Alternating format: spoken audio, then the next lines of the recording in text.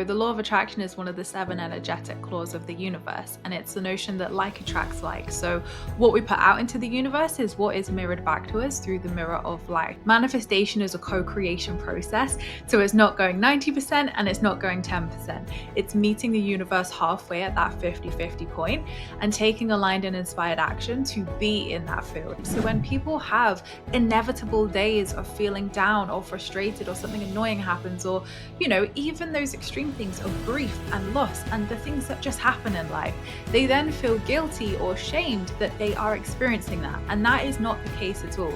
It is your consistent and persistent vibration, energy, and beliefs that creates your reality. I think it's so easy for us to forget that our desire is manifesting us too, and that our desire is already ours. So I think it's really just connecting to that energy and that knowledge of it's not just me manifesting this, my desire wants me to. And I can connect into that magnetism and make it that co-creation process.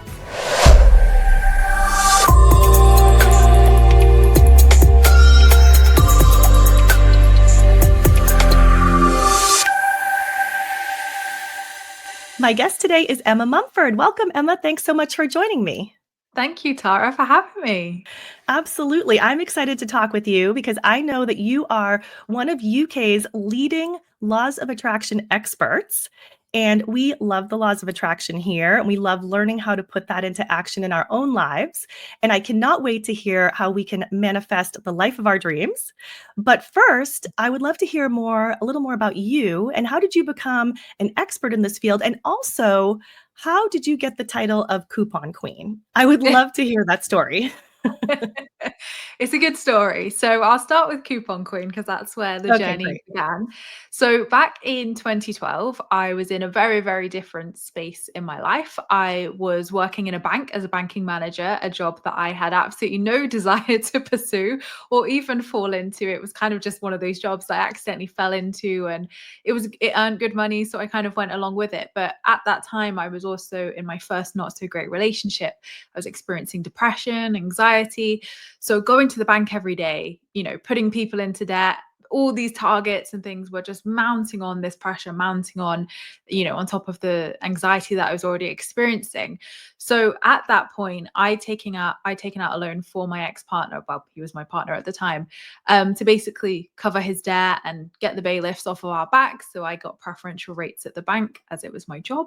So I took out a loan, and as you can guess, as soon as I took out that loan, he didn't pay a single penny of it back, and our relationship very quickly broke down. And still to this day, he hasn't paid anything towards it. And obviously I was 19, 20 at this point. So for me, that was huge to feel so young still at that point and have £7,000 worth of debt. I then had to leave my job at the bank because I was having panic attacks every day, being surrounded by debt, putting people in debt, being targeted on putting people in debt. It was not a good place for me to be, and it was not a good mindset, to really help me thrive. There was no thriving in that environment, really. It was very cutthroat and, targeted. So I left that job and I got a part-time job. And obviously I needed to start paying off that debt and pick myself back up after that relationship and start again, really. So really that for me was like my first awakening, as I call it, because although it wasn't a spiritual awakening, it was an awakening of sorts to my purpose in some respects. So what ended up happening is I came across extreme couponing, which I know in the States is a huge thing. And I used to watch the show on TLC, and that's how I came across it. And I thought, wow, if these guys can do it in the US, like surely I could do that here in the UK, and I could save money, get myself out of debt. Like this looks incredible what they do. And at the time, back in 2012, like no one was doing it here in the UK. So there was very limited resources and information and coupons available, but I was determined to try and help myself get out of this situation. So after about 6 months, my friends were like, Emma, you've got a whole spare room full of a stockpile. Like we're coming around with little baskets every week, getting supplies. Like you need to help people with this. Like people would love to know how to do this. And obviously, as you do at the time, I was like, well, who am I to, tell people how to save money or how to coupon? I'm just Emma. Who am I to do that? So after much pestering, I started up a Facebook group called Extreme Couponing and Deals UK. And it was just a page to post about coupons, tell people where I was getting things from. But very quickly, the press here in the UK caught wind of it, and I think it had like 100,000 followers within 6 months, and I was nicknamed the Coupon Queen in the UK's press. So that's where that little nickname came from. And from there, it was really just a wild experience because really like 6 months prior, I was in that dark place, broken up from the relationship, facing £7,000 worth of debt, no idea how I was going to get out of it, to being on national TV, being called Coupon Queen, helping the nation save money. It was very, very bizarre. But I do feel like that experience really helped me to be able to step into that purpose in that season of my life to help people get out of debt and have better mindsets with money, even if I didn't know that's what it was at that time. So eventually that idea turned into a business. Not that I knew you could make a business from coupons. And I ran that business for 6 years. And then fast forward to 2016 is when I had my spiritual awakening. And this was, again, relationships are a big theme in my life at the end of a second not so great relationship. And the depression and anxiety had really kind of carried on during that period. It never had really gone. I just feel like the business and helping people just really kept me afloat. And it was a really positive influence in my life to kind of keep me going and keep me feeling more positive. So I do feel like that business, the coupons, really did save me in many ways. So in this, as I call the dark night of the soul, as I was, breaking up from this second not great relationship, my depression was at its worst. I was having suicidal thoughts. From the outside, I think a lot of people would have thought, well, she's on TV, she's got this six-figure business, she's like doing really well. Like, what's Emma got to be sad about? But there was this depression, anxiety that really just took over so much of my life. And it was just at a point where I didn't know what to do with it. I didn't know how to help myself and I didn't know how to love myself. And, I'd gone through two massive breakups. It was a lot at such a young age as well. So that was when I had my spiritual awakening, where I remember looking out of the window at, midnight, 2 a.m. and saying, God, help me. And I wasn't religious. I wouldn't have called myself religious. I would have called myself an atheist before that, if anything. So I don't know what kind of spurred me to say those words, but I really do think it was my ego kind of being like, we're done. I can't do this anymore. Come on, soul, step in. Let's go. So yes, I feel like that was a huge moment for me. And 2 days later, the universe brought in the law of attraction into my life. It found me, as it does for many, many people. I started seeing that word floating around and thinking like, what the hell is this? And I did some more research into it and came across a lovely lady on Google called Louise Hay, who was talking about turning negative situations into a positive and the law of attraction. And it was really just like a remembering. It wasn't like, oh, this is a new skill like it was with couponing. It was like, oh, yes, of course, that's how life works. Of course, that's how I've got here. So it was just really a remembering for me. And it just transformed my life in every single way possible. And I remember even like 3 weeks into discovering this, the feeling of waking up without anxiety in my stomach one morning was like, all my Christmases at once, because I hadn't experienced that for so many years. So the impact it even had on my mental health in those early stages was, huge, absolutely huge. And then from that, obviously, I started manifesting other things like business success, money, a nice house to live in, and a healthy, happy relationship, and things like that. So that was when I kind of first was aware of the law of attraction. And just like couponing, it was something really positive that I could put my energy into. And eventually, how I kind of transitioned into what I do today was I was still running the couponing business at that point in 2016. And I just started talking a lot about, how the law of attraction was helping me on my YouTube, because I had a YouTube and like a blog. So it was kind of more personal than just my pages about couponing. And people really, really loved it. They were like, yes, I've heard of the law of attraction. So it was kind of funny that we had this spiritual and money saving kind of themes going on. And then about a year in, people were like, why are you not talking more about this? So I really just felt at that point my soul was really saying, come on, it's time to do the real purpose here. And the couponing business had got so big at that point that it needed a team of people to run it and expand it and support people in the way that, it was meant to.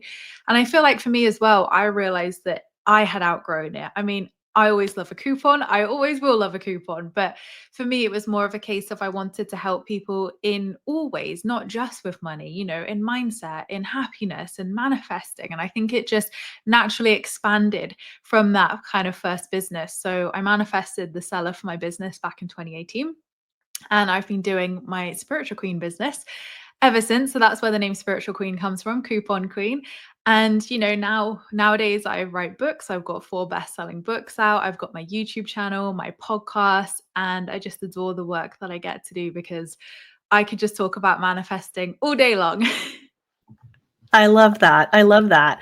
Thank you so much for sharing your story. There's parts of it that are great, and then there's the parts that you struggled, and you kind of overcame some of your challenges. And I think it's really important for people to hear that because Mm, everyone has their ups and downs, and you wouldn't be where you are today if you didn't go through those challenges. So I think it's something that people need to hear so that they can know if they're in the middle of something like that right now, there's something great just around the corner, right? They just have to mhm. keep their mind open, their heart open, and know that there's something coming their way. So thank you so much for sharing that with us.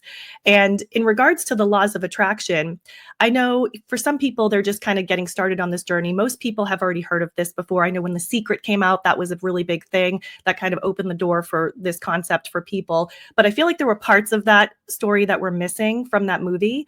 But for anyone that's just starting out right now and they're starting this journey of learning what the laws of attraction are, what foundational practices can you recommend for somebody who maybe just wants to get started and start working with this?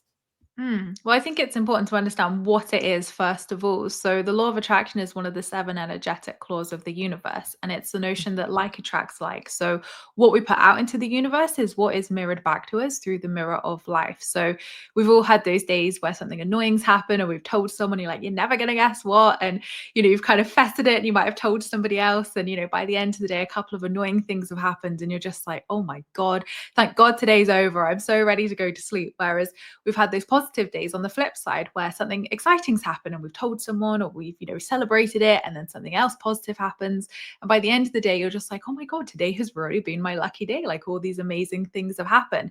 And this is the law of attraction in action. Our thoughts, our emotions, our beliefs, our energy create our reality.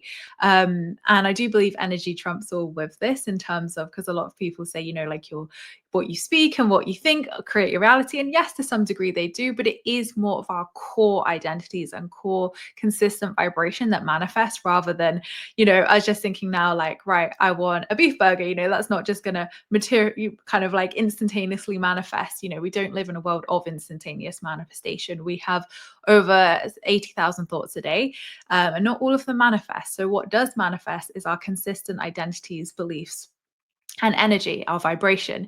So we can call in anything into our life, whether that is physical things like a home, a relationship, money, career things, a car, whatever. But we can also call in emotional things into our life. So maybe that's healing, like it was for me. Maybe that's you just want to feel more joy in your life or happiness. It's not just, I think there's quite a big focus on the materialistic side of things with manifesting, but it is the emotions too. So you can manifest emotions, healing, and all of that goodness too. But in terms of where to start, I normally say that understanding the 5 steps is a great place to start, because if you don't know what you're doing, then you don't know what you're working with.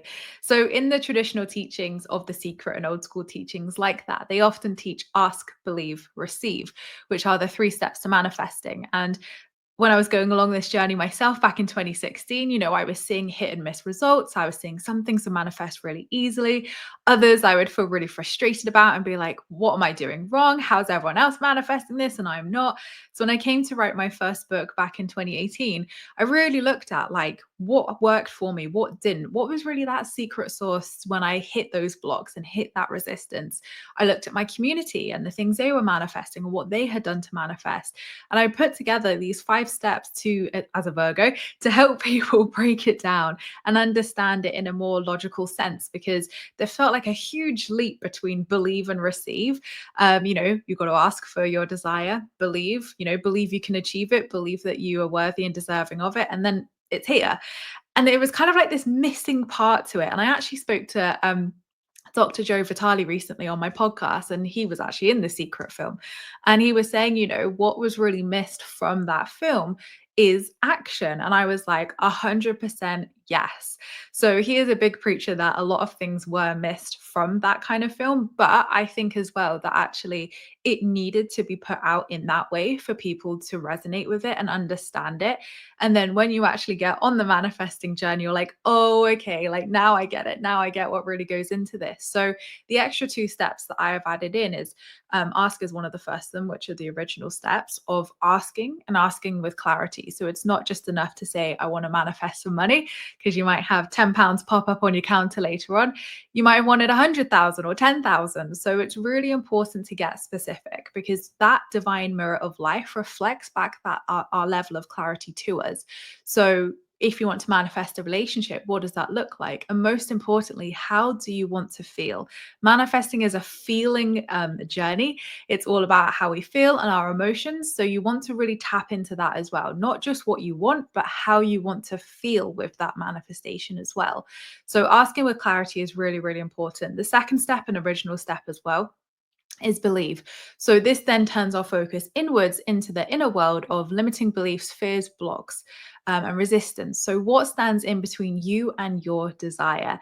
So when we set intentions, we very often feel like, or we have thoughts come up from the inner critic ego saying, well, who are you to do that? Or, you're not worthy of that, or you can't do that. We all know that negative kind of self-talk that comes up. And this is what comes up in that belief stage. So it's really important we look at what stands in between us and our desire, and clear the resistance and clear any blocks that are stopping us, to be able to align with the version of ourselves who has our desire, to be able to take aligned action. So step 3, one of the new steps that I've added in, is trust, which is that aligned action stage. It's where we have to put ourselves in the field of opportunity and possibility. Manifestation is a co-creation process.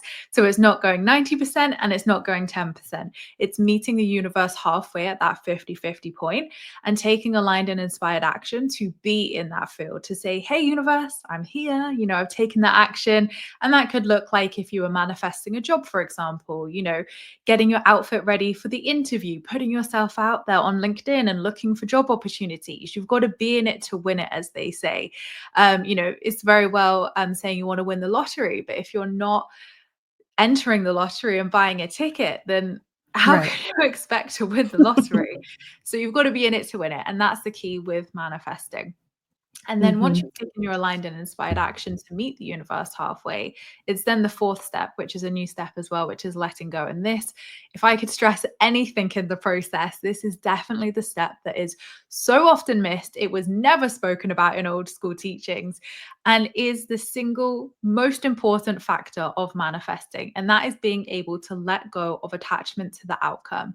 And it's not giving up. Many think that letting go is giving up. Oh, it's not here, I'll just give up. Definitely not. Letting go is about becoming okay with both outcomes. It's knowing that this or something better for the highest good of all. And letting go is actually a really natural process when it's done right. A lot of the time we want to force and control our way into letting go, and that's just not how it happens. It happens really authentically. And this is the embodiment stage, where it's a becoming. We're now not necessarily taking action. We're not working on ourselves, so to speak, or asking for it, because we've done all of that. The embodiment stage is about a becoming, and it's normally called acting as if, this process of, acting as if the version of yourself, but it's becoming that version of yourself. So the habits, the identities, the beliefs, even the clothes that version of yourself would be wearing, how would they be feeling? What would they be doing every day? This is where that embodiment stage, where we bring manifesting into our aura and then into our body, happens in that embodiment stage. And the 5th step, the traditional step as well, is receive. And most people think that receive is just, hey, it's here, we don't have to do anything, but receiving is still a step. So I always think that, or I say that the first part of receiving is actually getting into the energy of receiving. So how much do you allow yourself to receive in life? This is a great question to ask yourself, because so many of us do not allow ourselves to receive, whether that's love, gifts, hugs, support, money, whatever it is. A lot of us can say, oh, don't be silly, I'll get it. Or, oh, no, you don't have to do that. So look at your relationship with receiving, because looking at this in my own life has changed everything for me. When I worked on that block around receiving, I was manifesting things, sure, but now I receive on a whole different level, because I allow myself to receive all kinds of abundance from the universe. And I receive that support from the universe in multiple ways. So if you want to become a receiver, definitely working on your relationship with receiving is important. There is so much good information there. I feel like we could take almost every sentence that you just said and break it down even further. But going back, because I know gratitude, for me, gratitude has been a really primary thing. when I'm in an energy of gratitude, I feel like I'm more in that receiving, as you're saying, the receiving mode. And can you talk to us a little bit more about why is gratitude really that trigger that allows us to receive? And you hear this all the time. The Secret talks about it as well. Being in a state of gratitude. What is the connection with the law of attraction and gratitude? So gratitude has the power to transform any negative emotion, which is a powerful tool in itself. And I love it because it's such a simple practice that we can incorporate into our life. And as they say, gratitude is the best attitude, and what we give thanks for multiplies in our life. So the reason why it's linked to the law of attraction is because what we give thanks for multiplies in our life. So I always like to use the analogy. Imagine if you were at someone's birthday party and you'd like been so thoughtful and you'd gotten this beautiful gift and you're like, oh my God, she's going to love it. I'm so excited to give it to her. And then she just kind of opens it and she's like, yeah, great. Thanks. Right. Next. You'd be like, how bloody rude. Like, how rude. I've just spent all this time Yeah, right. wrapping this, buying this for you, and you've just moved on to the next one. And we can get like this in manifesting. And of course, the universe isn't sat there judging it. Of course, it's not. But I love to give that analogy because, again, if you're not giving thanks for what you are manifesting, you get on this kind of hamster wheel of manic manifesting, as Gabby Bernstein calls it. And then you just end up wanting more and more and more and more and more. So, gratitude as a whole can raise our vibration. It can get us into a beautiful place to be able to become that aligned receiver and experience more abundance and joy in our life. But also, it's a powerful check in tool with yourself when you are on your manifesting journey, because I've been at that place, and I know so many people have as well, where you're kind of just like, right, what's next? What's next? What's next? And you kind of then get into that energy of manic manifesting. And then it also opens up a deeper conversation of, what are you trying to fulfill with that manifestation? Because your manifestation is actually going to bring you nothing. Nothing. You have to feel that emotion. So, say, for instance, you think that relationship you want to manifest will make you feel happy or love or joy. Yes, it may, help you feel those things. Of course, we want it to feel like that, but it's not going to give you that. You have to give that to yourself first, because essentially you're not even going to manifest it until you are that energetic vibration and that embodiment of those emotions anyway. So I think a lot of the time people feel like, well, I'm manifesting that because it's going to bring me joy. I'm manifesting that because it's going to bring me fulfillment. I'm manifesting that because I think it's going to bring me X, Y, Z. But it's important to remember that our desires will never bring us anything. They're a great cherry on top of the already fulfilled cake in life. But we have to give those emotions and feelings and whatever it is we want to ourselves first and experience that first, so that we're manifesting from a space of gratitude and we're manifesting from a space of alignment rather than manifesting from a void or a place where we're trying to fill that void with stuff. Because believe me, I've tried it. It never fills that void. Well, you're absolutely right about that. And, when it comes to gratitude, for me, I think it's important because we're taking a look at what we currently have in our life and we're showing appreciation for that. And sometimes when I'm stuck, I reverse engineer the things I've already manifested, like my home and my car and things that I have that we forget about. We forget that we actually manifested those things. So I try to look at that and say, well, how did I get that? What was I thinking during that time process? And what actions were I taking? Was I taking that actually allowed that to manifest in my life? So I think gratitude kind of leads you into that path of looking at what you have, being grateful for it, and allowing you to allow more things to come your way. So, but I did want to jump back to the limiting beliefs part, because I think this is the trigger for a lot of people, right? This is that Yeah. piece that we're unaware of what we're unaware of. And so when it comes to limiting beliefs, and that's in related to our subconscious mind and what we're actually thinking below the surface, what Mhm. are some of the things, and I know you did mention a few already, but what are some of the common things that most people have as those limiting beliefs? And what are some suggestions that you can offer to overcome those limiting beliefs? Mm. How long do you have? It's kind of like, True. how long is a piece of string sometimes? I mean, I've Right. been doing this work for 8, 9 years, so you can imagine like, the whole array of different limiting beliefs I've heard from clients, I've seen in myself, I've seen in my friends and peers. Honestly, there is so much and so many different experiences that we all experience in this lifetime, so there's kind of no one shoe fits all, so to speak. But one thing I do see a lot of blocks around is worth. And definitely in women, I see this more. But of course, everybody experiences this as well. So self worth blocks can definitely, and this has been definitely one of my biggest blocks to work through in this lifetime as well. I see it time and time again where people don't feel worthy of manifesting their desires, or they're like, yeah, I'd really love to do that, but who am I to do that? And I even said that at the beginning of my couponing journey. I was saying, who am I to do that? Who am I to do that? So I feel like imposter syndrome is another big one as well, where with, and again, that links to self-worth. So these are the things that I definitely see the most commonly. And I think that a lot of the time people self-sabotage themselves with their imposter syndrome or that self-worth block as well. But in terms of how you can start to work through your blocks, because some people may resonate with that, some people might be like, nope, I definitely know that I can manifest this desire. A great tool that I love to use and features in my book, so Hurt, Healing, Healed, my third book, is the book on inner work. So if anybody wants to work through that, that is the book for you. And it's got tools throughout that healing section to help you identify, work through, and release. So that's the real practical guide where you can get to the nitty gritty and work through it.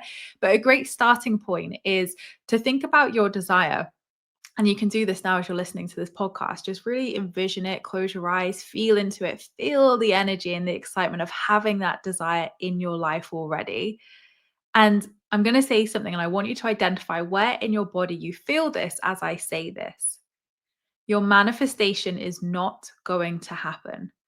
So identify where in your body you feel it. Maybe it's a twinge, maybe it's a hot or cold sensation, maybe it's like a dagger, maybe it felt like a really sharp pain, maybe in one of your chakra points, maybe on one of your body parts. Just feel into it, and you can pause the episode, go back and do it again in your own time to really take it slowly and be intentional.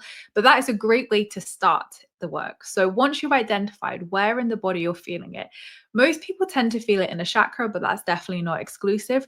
So say, for instance, you felt it in your heart. So that would be your heart chakra. Then you can dive into and go right to the core of where you felt that sensation and see what words, see what beliefs come out. Just go into the center of it and sit with it. And you might have words like, I'm not enough come out. You might have things like loss or fear of loss, or, it might be statements, it might be just words, but tune in and go really to the core of where you're feeling it and start to inquire with yourself, what is underneath that? So a lot of the time, well, all of the time, it is the inner child who is communicating with us. So I believe that our inner critic and ego is our inner child. So that niggling voice in our head who says, who are you to do that? Or, you're not worthy of that. That is the inner child. And the inner child is designed to protect us. They're a part of our psyche that we carry with us in our whole entire lifetime. And they are just there to protect us.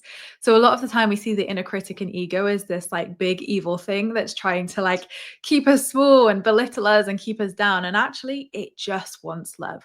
I can tell you from experience, I have tried all kinds of talking to my inner critic, with swearing at it, telling it to go away, all the things that we're told. And it doesn't work. It never works. It just gets louder and louder and louder, because it's that little inner child that just wants to be seen, that just wants to be heard. So next time you have the inner critic pipe up, try showing it love instead of anger or hate or frustration. I always love to just say, hey, what's going on? And I talk to my inner child and I'm like, why are you feeling this? Talk to me. And just even having that internal dialogue with yourself and conversation, you can get so much information out of the inner child and out of the subconscious mind to be able to begin working with it. So if you felt a fear come up around loss, for example, you can talk to the inner child, or just talk to yourself if you're unsure how to connect with your inner child, and just say, like, why are you feeling like loss? When did you feel this last? What's coming up? What's triggering you to feel this loss again? And you can start to then get some clues and hints. And like I said, Hurt, Healing, Healed guides you through how to process and release that fully. So there's great tools out there as well to then help you process that. But that's where I'd start. I love that you tie that back to the body, because the body traps emotions. And then once the emotion is trapped in the body, it needs to be released, because that's where the stuck energy is in our body, right? And so you're giving such great advice as far as practical things that we can do to help move through those emotions, to release that energy in our body. And when it comes to stuck energy, I have some friends, in fact, I had one this morning who messaged me and is having an issue in their life, and they're stuck. And what would you suggest for somebody like that if they're encountering a consistent issue over and over, what would you suggest for them to do? Because a lot of times there's a lot of energy, let's say, around this issue. It's Mm. not the right timing for me to say, you should be looking at your inner child and you should, they'll be like, are you kidding me? Do you know what I'm dealing with right now? So what's step one for someone like that? Or at least what can I give as advice to somebody who is dealing with, maybe it's even a major issue in their life? It could be a financial, it could be physical. Mm. But what would you say is good advice to give to somebody like that? And also, what would be the first step somebody like that should take? Yeah, well, I wouldn't suggest what I'm going to say you should tell your friend. You should just hold the space and be compassionate with your friend and support, Yeah. definitely. But if it was you or like me doing this with myself, I always feel like you can lead a horse to water, but you can't make them drink it. And I think it's so hard when it's your friend or your loved one because you Mhm. really want to help them and you might see, oh my Right. gosh, yes, that's how I can help you. And you just need to do this. But if they're not in the space to hear it, or and rightly so, when we're kind of thrown into uncertainty, you could be the most spiritual person ever, but you still have those moments of wobble where you just need someone to hold the space and you just need to process it. So I think it's allowing yourself that grace to process and feel your emotions, because what we resist persists. And a lot of the time in the manifesting sphere, which I absolutely hate this teaching, is just think positive thoughts, don't think negative thoughts, don't feel your emotions. And the problem is when you do that, you just suppress it. It's not going anywhere, you're just suppressing it. So the more that you honor your body, honor your emotions, and feel that, it's going to move through you so much quicker. So sometimes you do just have to sit there some days and honor that you feel rubbish. And that's okay, because you're going to move it through you and authentically raise your vibration back up instead of faking it until you make it. Faking it until you make it never works in terms of vibration, because you are faking it and the universe knows and energy doesn't lie. But in terms of kind of those steps you can then take, you kind of almost have to get to the end of your tether with it. You kind of have to get sick of your own BS to then make a change.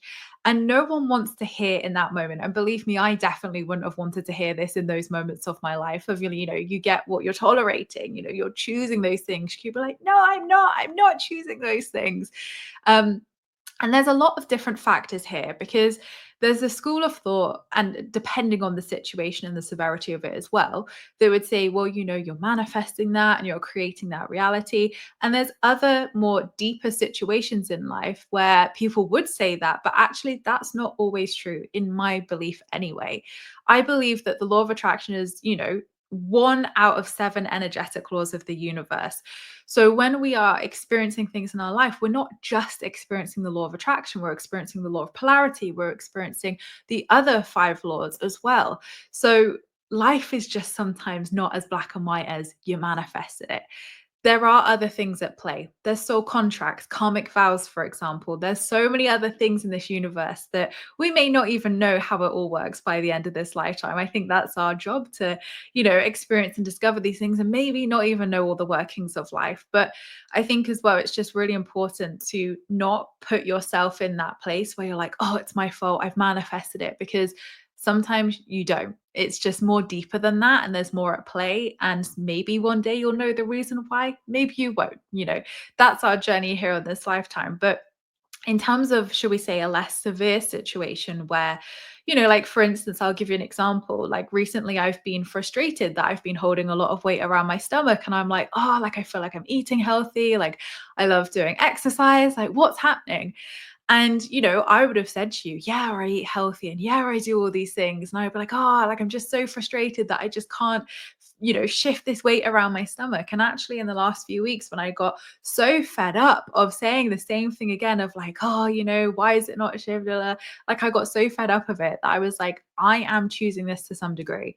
So actually, by taking aligned action, and I spoke to a PT for the first time in my life, and I was like, I'm getting married next year. I want to feel good. And I want to feel good in my body for my own sake and for the wedding as well. So I have to take action with this. I can't just sit here complaining, thinking that I'm doing it all, because I'm clearly missing something here.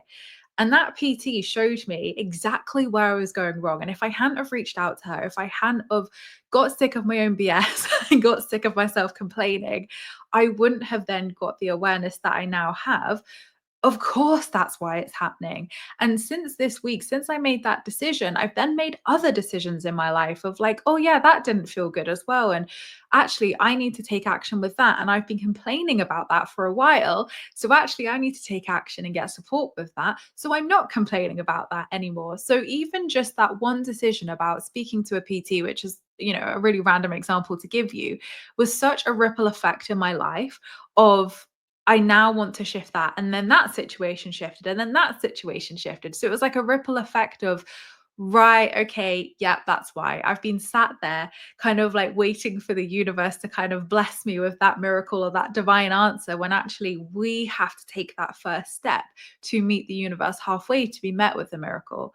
And people often misconstrue what a miracle is. They think that a miracle is the kind of money manifesting for the unexpected bill or the outcome, and it's not. In A Course of Miracles, the miracle is defined as a change in awareness, in perspective, a shift in the mind.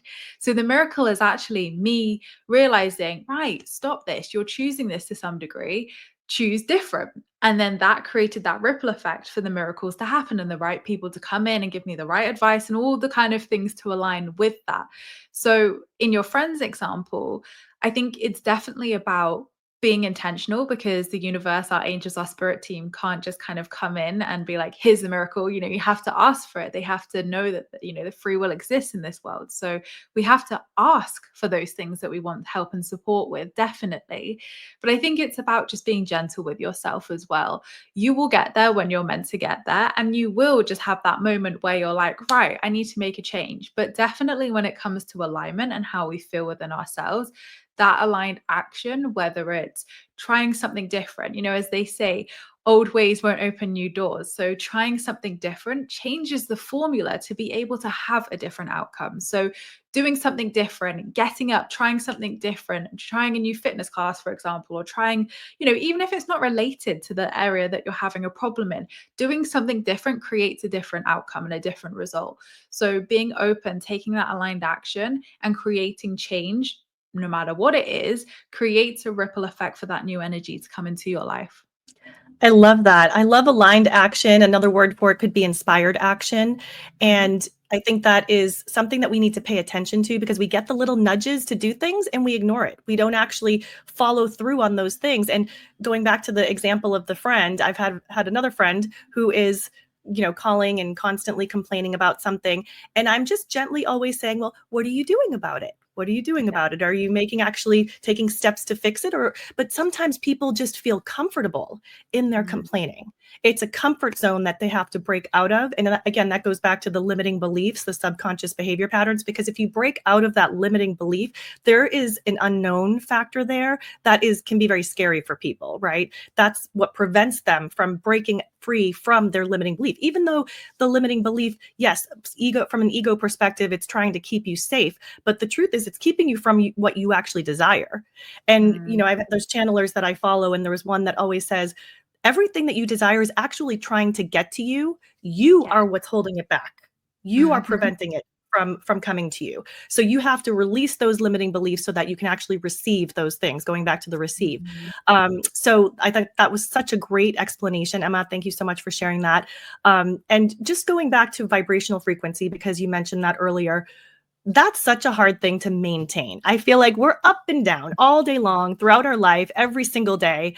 Do you have any suggestions or any ways that we can just maintain that vibrational frequency so that we can receive the things that we desire? Is there any technique that you can suggest for anyone listening? Definitely. And I think it's important to understand how vibration works as well. So, our vibration is our energetic frequency. And like you said, it is going to go up and down. That is the beauty of life. That is the polarity of life. And I think, it's kind of very often taught in the law of attraction sphere of like, you must be high vibe all the time. So, when people have inevitable days of feeling down or frustrated or something annoying happens, or, even those extreme things of grief and loss and the things that just happen in life, they then feel guilty or shamed that they are experiencing that. And that is not the case at all. Like I said right at the beginning, we don't don't live in a world of instantaneous manifestation. So if you have a down day, you're not going to manifest bad things happening to you. It is your consistent and persistent vibration, energy, and beliefs that creates your reality. So you give yourself that permission slip to have that bad day, because that is actually what allows us to be in that high vibration, is that honoring.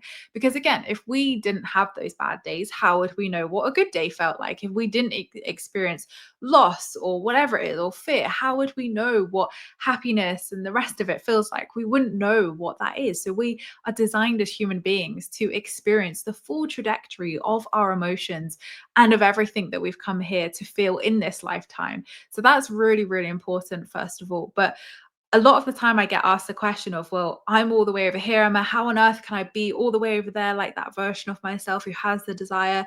It feels a million miles apart to be that version of myself. And what's really important is creating emotional regulation, first of all. Because again, if you're not creating emotional stability and regulation, you are just going to have those highs, lows, roller coasters all over the place. So we want to create more of a solid, consistent foundation, so that even if you do come up or down the scale, the emotional scale, it's smaller and it's more consistent rather than the big highs and the big lows. So emotional consistency helps you with that. And that really looks like regulating your nervous system, for example, and making sure that you are supporting yourself and supporting your body. The body is, oh my gosh, so, so important in this manifesting process. And you've probably heard that from everything that I've shared so far.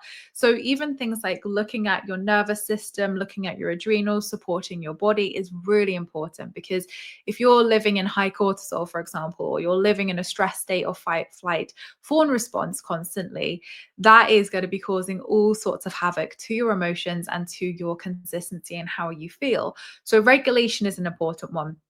And grounding is such a great exercise to do. I love grounding, whether that's putting your feet on the grass, on the earth, or doing a grounding meditation, for example. You can even get like grounding mats and all these kind of fancy technology things nowadays. So grounding is a big, important one. Obviously, being out in nature as well is a great grounding, even if it's going for a walk, sitting on a bench somewhere. Like, nature is honestly the best thing to do, and it's free, to get out there and connect back to your body, connect back to your breath, connect back to yourself. So that would be definitely an exercise to do if you're feeling that dysregulation in your body and your nervous system regularly. In terms of then, once we've got that more emotional regulation, and when you're doing the inner work and you're looking at any fears and blocks, you will naturally be doing that anyway. As you work through the layers, as you work through the beliefs and blocks, you'll feel more regulated. You'll see more emotional consistency within yourself. Where if you're someone like me, for example, who used to experience anxiety, that's really hard to create emotional regularity when you are in that mindset and you're experiencing those fears, those blocks, those traumas. It is really hard. So addressing those things and working through them will naturally create that consistency with your emotional scale as well. But in terms of things you can do to raise your vibration, because again, we want to raise our vibration and support ourselves as well. EFT, which is emotional freedom technique, is one of my favorite things to do. Great if you're feeling any intense emotions as well. So if you feel like anxiety, for example, or fear, or whatever anger that's coming up, a great way to move that through you is through EFT. And there's a fab person on YouTube that I recommend called Brad Yates, who I followed for many, many years, and his videos are fab and they're all free. So you can go and do that. Meditation is another great way to raise your vibration, but also the body, again, is a big factor in it.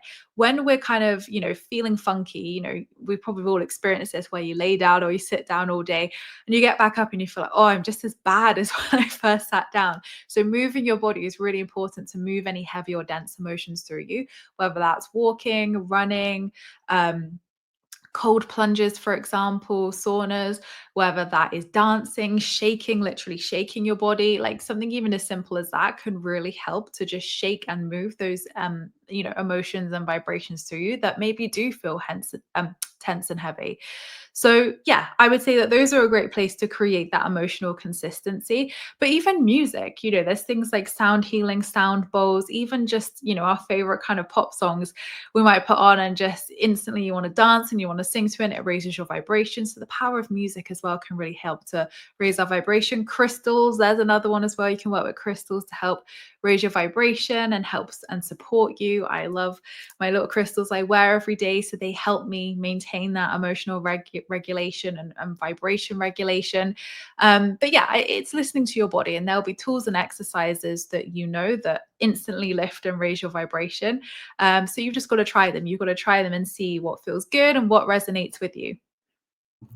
I love that you have so many exercises to offer, because some people either don't have money to pay for certain things, or maybe they're homebound and they just can't leave their home very much. So there's a lot of what you just shared that somebody can just do in the privacy of their home. It doesn't cost anything. And for me personally, I love to get out in nature, and I'm very fortunate because I live by the ocean. So I go and I appreciate it so much, and I walk down in the harbor and I get to enjoy the beautiful weather, the beautiful fresh air, get to watch the ocean breeze. So I appreciate that very much. And so not everybody has that available, but some of the things that you suggested people can do in their own home. So I love that you shared that with us. Now, in terms of success stories, I know you worked with a lot of clients. You have worked and continue to work with a lot of clients. Do you have any success stories that are really impactful that you could share with us, that somebody really had some great success with manifesting a goal or a desire that they had? God, there's so many. I I'm think sure. it's really funny though. For some reason, babies seem to be the one thing that a lot of my community manifest. Oh, So they kind of joke that I'm this unintentional baby whisperer. Like I have no interest in helping that's going to women be your new manifest title babies. now. It's not my niche at all. But yeah, like babies seem to be a big one that come up time and time again. And it's so wonderful when they send you the little like was it sonogram? What do you call it? Where the Yeah, yeah, little scan? sonogram. Yeah. Uh-huh. It's lovely to see that, and it's lovely to see Oh, that, that little happy addition to their life has come from, yeah. doing reading a book, or doing a meditation, not even anything that fancy sometimes. So that's Mhm. lovely to see. But yeah, there's one example that I give time and time again, just because of how powerful this exercise was in terms of embodiment. And there's two clients I'll mention here. So Jessica was one of them, and she was a good, I want to say 3-4 years ago now, if it's probably longer, but it feels like it wasn't that long ago. And we were working together one to one, and she would say to me, right, we've gone through the belief stuff, and she was manifesting this acting role at the time. And, it was such a joy to work with her. And we worked through the beliefs, we'd worked through the action, and we were, she'd booked another session. And I was like, oh, I wonder what's come up. And, we'd gone through the protocols, we'd gone through everything. And I was like, there's nothing else to clear here. Like, you're good. You're in a really good mindset. And I said, this is, I think a lot of the time people just want to do, they want to ask, they want to do, they want like the step-by-step process and like, boom, it's Mhm. here. And we have to work with both the divine masculine and the divine feminine energy. So in that session, I said to her, look, this is not about doing now. You've done enough. This is about opening up to receiving and embodiment. So I said to her, that version of yourself who has that dream acting role that you've applied for. So she'd auditioned, she'd done all that. She was just waiting to hear back. I said, what is that version of yourself doing every day? And she was like, oh, well, I'm sat on my London balcony flat like I have now. And I'm sat in a nice little dress, and I'm drinking coffee each morning, and I'm just taking in all my surroundings and just journaling and enjoying life. And I was like, great, do that as much as you can, as long as, much as it feels good, and keep me updated. And, obviously when she went, I was like, she probably thinks that's not like a lot to do, but it was that embodiment that we were really trying to kind of emanate. Anyway, she called me five days later and said, I've manifested the role. And I always use that as an example, because at the end of the day, I wasn't saying, right, call up the studio and like chase them. I wasn't like, Mhm. drive to the studio and just turn up and be there. It was nothing to do with the acting role. It was just, that was the frequency and energy and the representation of her desire and what she would be doing when she had that desire. So she was already acting as if and bringing that into her life. Mhm. So I love that example, because it just proves sometimes it's not more exercises, more stuff. It's actually just about being as well. Right, absolutely. It's interesting because this would take us conversation into like the quantum realm if we really dig in on this, because everything is connected, right? So once she kind of released and calmed down and let the energy just flow, things just started happening. And I have friends who they have to be go, go, go all the time. They always want to be doing something. And I always say, just calm down, sit for an afternoon by yourself and just relax and like let your mind go free. You don't have to always be doing something. And I think that's a really good reminder too for people to allow the manifestations to come through so that your Yeah. energy is in the flow with what it is that you desire. But this has been so much fun, Emma. I just appreciate you so much. What do you have looking forward for you? Because I know you have so much going on. You've got a number of books, you have a website, a YouTube channel, you offer courses. I mean, you're doing everything. What else is coming for you down the road? Do you have any special projects or anything else that you're working on? Yeah, so my fourth book is actually coming out in April. So we're in all pre-order Excellent. systems go right now, and that's called Aligned Abundance. And I'm so, so excited for this book to come out because it's, oh my God, it's so exciting. And I've had the most fun writing this book. I mean, they've all been really fun to write, but this Mhm. one has just felt really special because there's no books out there on alignment in the manifestation process. So this is what I like live and teach and breathe for the last 3 years. So it's been really nice to put this all into a book, and yes, see it come out into the world. So I'm very, very excited for that one because it's completely different to what I've written before. So it feels like really exciting to be like, oh, I'm trying something new and, a new way of manifesting. But yeah, really, really excited for that one. Excellent. That is so great. Congratulations with that. That's a big accomplishment. Writing a book is no small feat. So I think that's amazing. It's a lot of work. I trust me, I know. So Yeah, when it does is. that come out, you said? April, that one does. Got it. April. Okay. Well, we'll be sure to promote that. We'll make sure to put all the links for everything in the description, including your website and all of your courses. And before we wrap up, do you have any final words that you want to share with the audience before we go today? I always love to end it with, it's already yours. You want it so badly because the future version of yourself already has it. And as you said earlier on, was it that channel that you were watching? I think it's so easy for us to forget that our desire is manifesting us too, and that our desire is already ours. So I think it's really just connecting to that energy and that knowledge of it's not just me manifesting this, my desire wants me to. And I can connect into that magnetism and make it that co creation process. I love that. That is such a great thought to end on. And I just appreciate you, Emma. Thank you so much for your time today. We really appreciate the knowledge that you shared with us. So thank you. Thank you, Tara. It's been so much fun. Thank you.